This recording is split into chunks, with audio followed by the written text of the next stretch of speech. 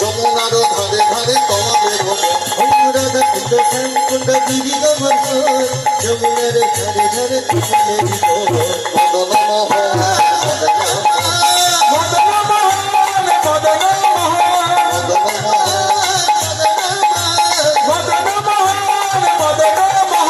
বাহু তুলে সবাই বলো, আবার বলো, কি বলবেন মুখে?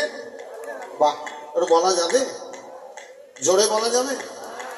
আর বৃন্দাবনে ঢুকতে গেলে কার নাম নিতে হবে? শিখে গেছে।